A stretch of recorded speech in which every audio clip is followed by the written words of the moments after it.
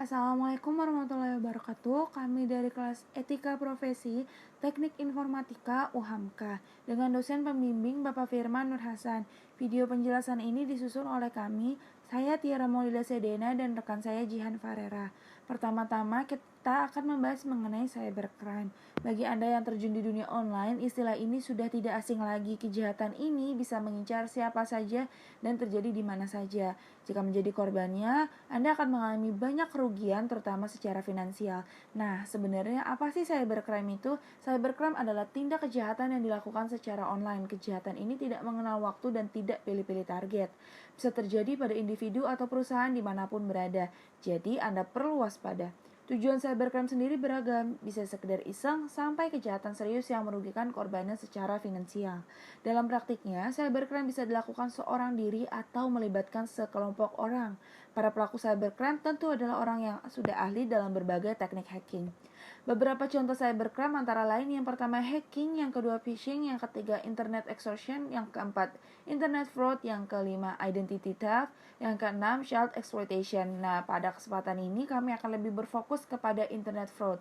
Berdasarkan definisi dari The Institute of Internal Auditor atau IIA, yang dimaksud dengan fraud adalah an array of irregularities and illegal acts characterized by intentional deception. Sekumpulan tindakan yang tidak diizinkan dan melanggar hukum yang ditandai dengan adanya unsur kecurangan dan disengaja.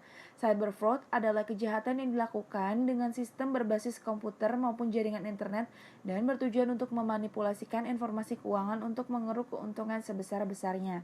Contoh pertama dari kasus cybercrime adalah yang terjadi di Indonesia.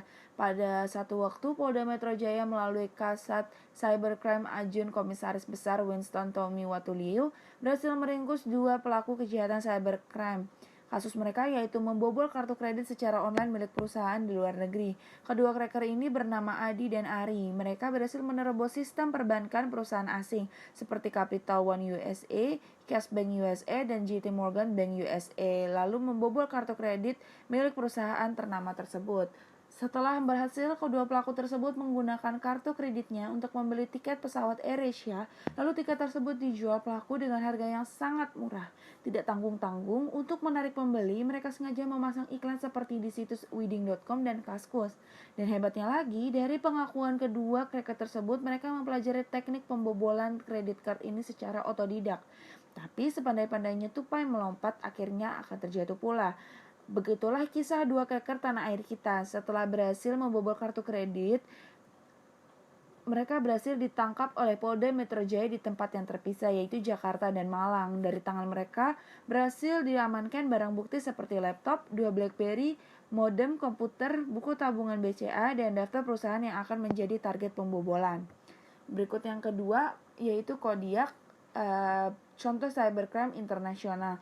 Tahun 1994, Kodiak mengakses rekening dari beberapa pelanggan perusahaan besar pada bank utama dan mentransfer dana ke rekening yang telah disiapkan oleh kaki tangan mereka di Finlandia, Amerika Serikat, Jerman, Israel, dan Inggris.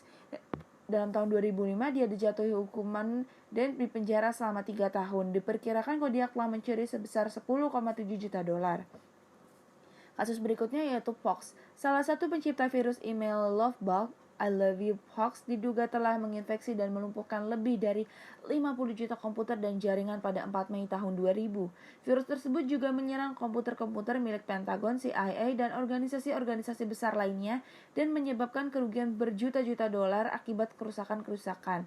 Karena Filipina tidak mempunyai undang-undang yang melawan kejahatan hacking komputer, Fox tidak pernah didakwa atas kejahatan-kejahatannya. Kasus berikutnya yaitu The Wiz and Piotrek yang akan dijelaskan oleh rekan saya Jihan Farera. Sekian dari saya, terima kasih. Wassalamualaikum warahmatullahi wabarakatuh. Assalamualaikum warahmatullahi wabarakatuh. Di sini saya Jihan Farera akan melanjutkan presentasi dari rekan saya Tiara Maulida Sedena. Selanjutnya yaitu contoh kasus keempat, The Wiz dan Piotrek. The Wiz yang berusia 23 tahun dan Piotrek yang berusia 27 tahun dari Selianbeks, Rusia, dihukum untuk sejumlah tuntutan perkomplotan, berbagai kejahatan komputer, dan penipuan mengikat melawan lembaga-lembaga keuangan di Seattle, Los Angeles, dan Texas. Di antaranya, mereka mencuri database dari sekitar 50.000 kartu kredit, dan keduanya didenda dan dihukum sedikitnya 3 tahun penjara.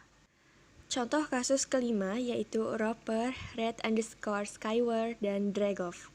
3 orang ini adalah inti dari jaringan kejahatan dunia maya dengan memeras uang dari bank-bank, kasino-kasino internet, dan berbagai bisnis berbasis web lainnya.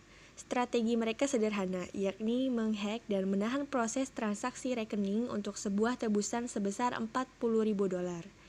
Didakwa menyebabkan kerusakan langsung lebih dari 2 juta pound sterling dan kerusakan tidak langsung sekitar 40 juta pound sterling.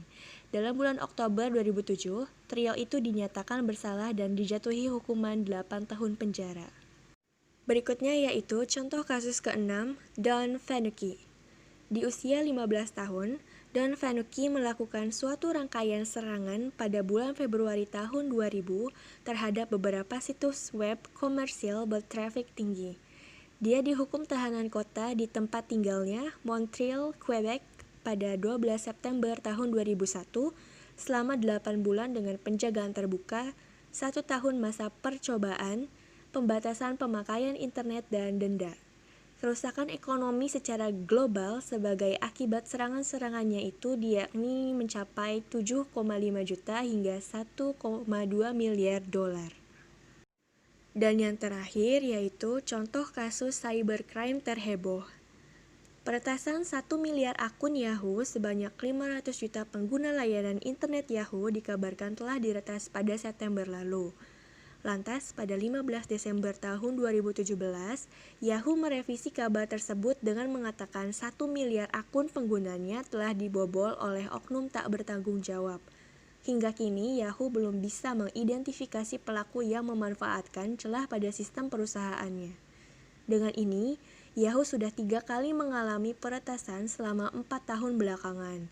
Hal ini mau tak mau berpengaruh pada posisi bisnis Yahoo. Verizon yang sudah sepakat mengakuisisi Yahoo pada Juli lalu mengatakan akan bernegosiasi ulang dengan perusahaan yang jaya pada awal tahun 2000-an itu.